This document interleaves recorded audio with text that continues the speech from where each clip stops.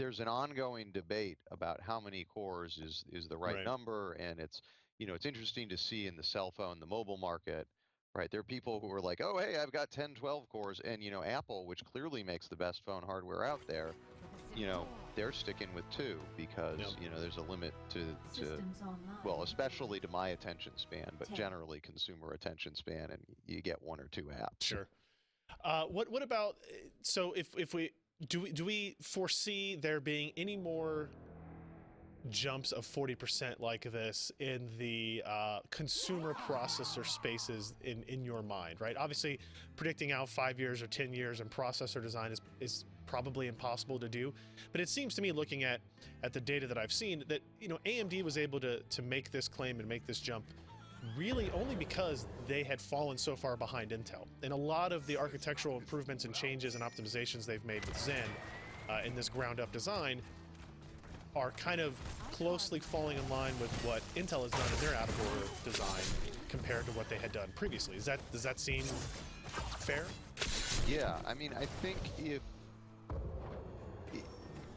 look, every generation you're able to squeeze out more performance, and I think generation on generation getting 5-10% IPC is not impossible, but yeah, the only way we'll see something like a 40% IPC improvement is if we start talking about something really crazy and out there, like speculative multi-threading or just really advanced techniques. And to be perfectly honest, a lot of those are, I had a startup doing speculative multi-threading. We talked with Intel, we talked with AMD, we talked with NVIDIA. That stuff is really hard, and it doesn't work in all cases. And so it's very workload dependent. Right. I think I'm trying to remember who it was, but one of the architects, was giving a talk, and they said, well, why do we like frequency? Well, frequency lifts all boats, right? Every workload that isn't memory bound responds to frequency, but there's some workloads where, like using AVX 512, is great for some things, but then there's other workloads where it just doesn't really help you because that's not what you're doing. Sure. So I think, this 40% is really a one-time improvement, and then it's going to be back to like, sort of performance whack-a-mole, where, the things that are holding AMD and Intel back, it's not like there's one real obvious thing. There's 100 or 1,000 small little paper cuts that you've got to just deal with. Yeah, it's one of the things that we find all the time is in the enthusiast community, the audience tends to complain and gripe about seeing 5 to 7% improvements. I like a company that branches out and uses creative ways to utilize and leverage the power that they've created. Now, if we could get everybody to do that, then we would probably see the CPU no longer be relevant, which is interesting because then the GPU just becomes a CPU and then the cycle continues itself. No, true. And that's the thing that really bugs me is you have an architecture, like you say, like the Pascal architecture that's really, really tight, really power efficient, has a massive amount of power, but instead of gaining that power through one linear operation, it's through, parallel operations, right? You have 1,000 cores, but if you can get those 1,000 cores working at 100%, now you're 100 times faster than the fastest core and the fastest CPU. Yeah. And so it just comes down to, I'm really, really surprised that NVIDIA hasn't stepped forward. I mean, they did to some degree, right? They did create the, oh God, I can't remember. They did create one CPU. It was like an atom. It was a type of architecture that they created, right. and it did okay, but it wasn't anything groundbreaking. But it's like, if they came to the market, I think NVIDIA could compete with Intel creating a new architecture. And now they just got to get a partner on board that would actually develop the operating system for it. I mean, Linux community would do it for you in a second. I want to address a comment when you're done. Go for it. Oh, I was just going to say, Microsoft's never going to jump on board. I think that's probably the biggest problem, is Microsoft has the biggest market share for consumer operating systems, and they would never flip the switch on the x86 architecture, x64 architecture, because they're already kind of in bed with Intel on that. But I think if that bond ever breaks, you're going to see NVIDIA come to market. You're going to start seeing CPUs that have 64 cores, 128 cores, running at 1,500 megahertz to 2 gigahertz. Yeah. And overall, they're going to be faster because all of the software development is going to be going into caching things across multiple cores instead of just running things as a linear operation. So Saxy81 in chat says, so you like NVIDIA because of stuff you don't use, question mark, LOL. So today, he's like, you like NVIDIA because of stuff you're not using. I'm talking about like the deep learning and smart cards. First of all, deep learning, who's to say deep learning isn't something that's going to affect us in the future? It already is. Everybody's using it. If you use a search engine, you're already using deep learning. But my point is,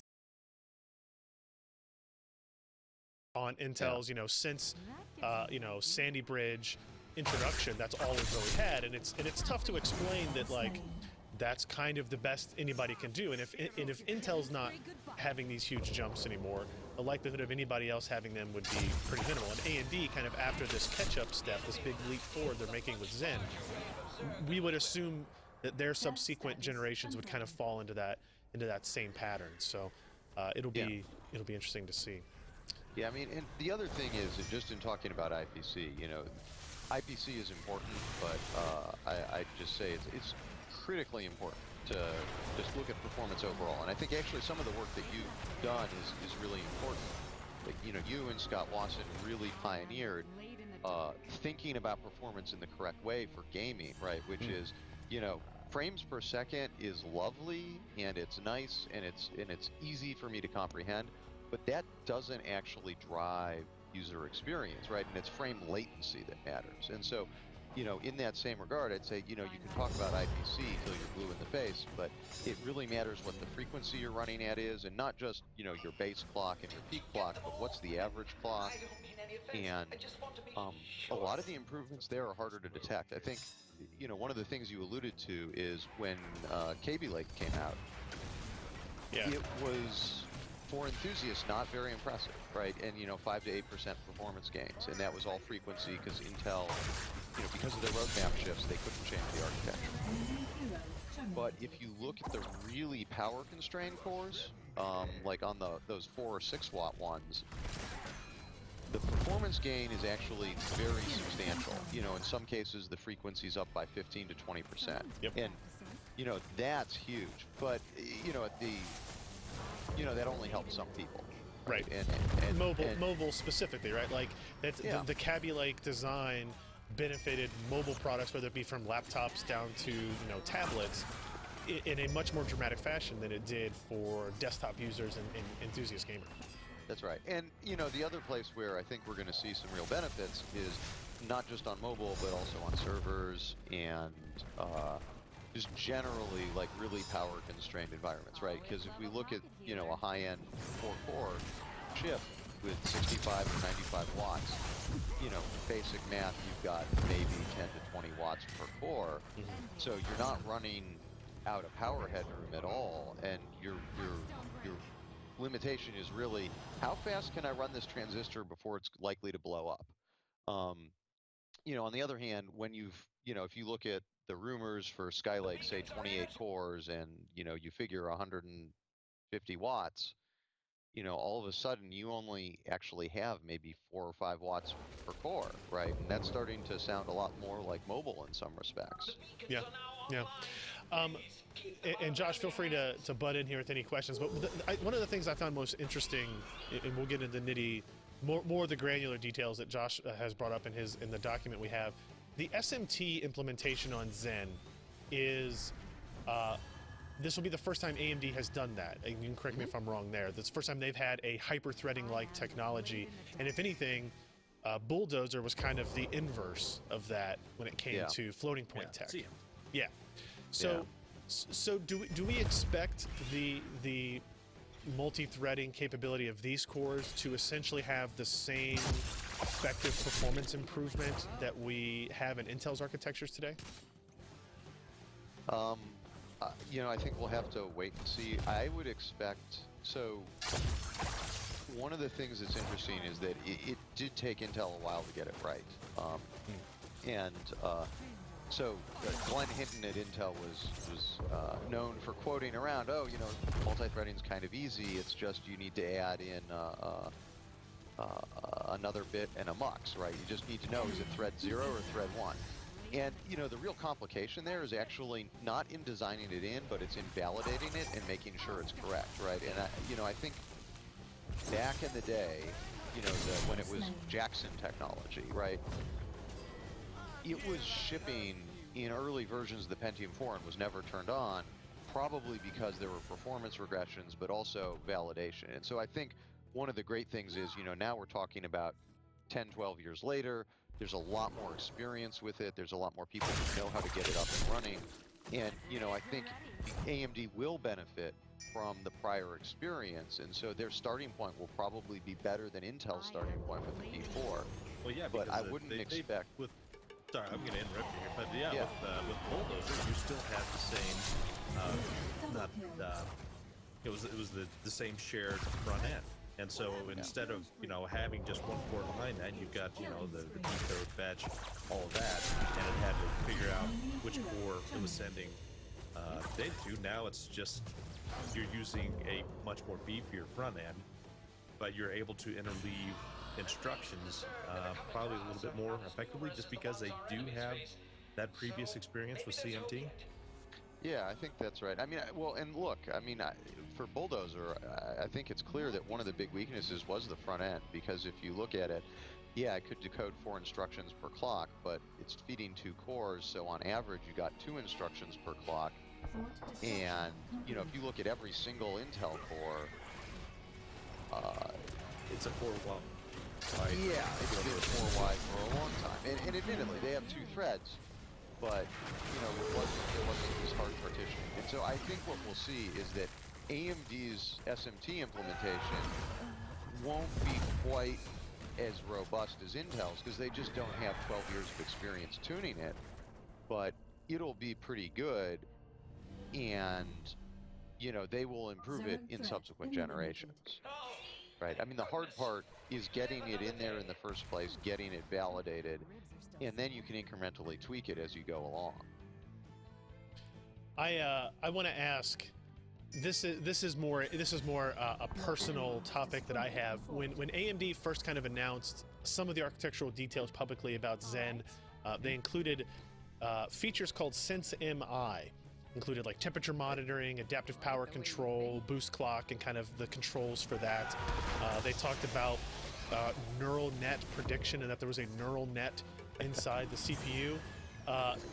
Is this like when they were explaining it to me, I was kind of like doing a mental checklist. Like, yeah, okay, I know what that is. Like Intel's processors have had that. Yes, I know what turbo boost is. I know how that works and how that works accurately. I know how branch predictor works. Yes, you can make it better. Is there an artificial intelligence system inside your processor? I don't think so. You nailed that one. Is this just a marketing spin on just trying to make their CPU seem more advanced than the competition, I guess? Yeah. So look, obviously machine learning and neural networks are the hot thing these days. Yeah. But guys, let's beef up the TLB and call it neural net. Yeah, exactly.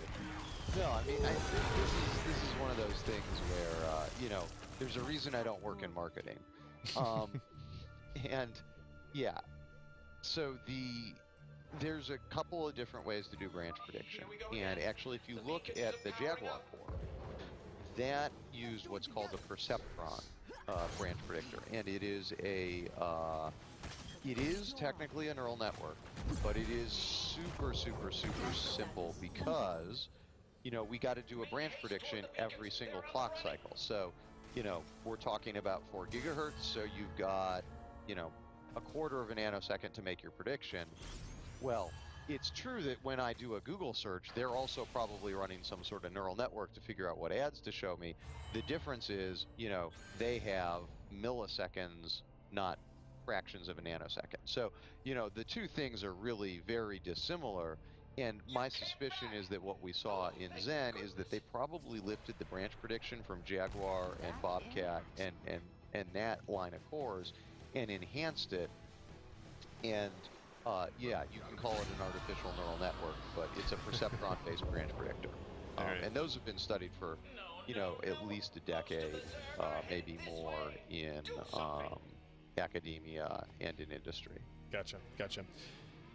Josh, you want to get into any of the questions you have lined up here? Yeah, I guess probably the first one is going to be, you had talked about how AMD made decisions in regards to their floating point SIMD AVX unit, and how much nice base and power savings do you think that we're really going to see with them kind of cutting it? It's not really cut in half from what Intel's, but it's not nearly as extensive as what Intel offers with the latest generation of parts. Right. So, yeah. So to be clear here,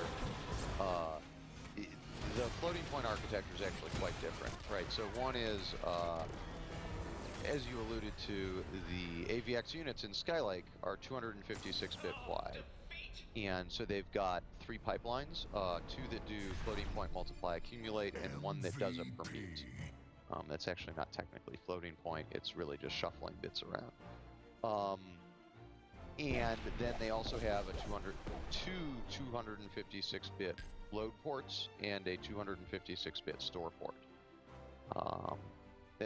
There are other units as well, but those are the critical ones here, right? And AMD made a conscious decision to invest less in AVX, and so instead they have 128-bit wide units, and so each AVX operation will take conceptually 2 cycles to go through. And I think part of that is a statement by AMD about what they want to focus on. And I think AVX, AVX2, AVX 512, that's all very, very, very critical for high performance computing and a lot of workloads of that nature. But at the same time, is that really used in Word? Probably not. And so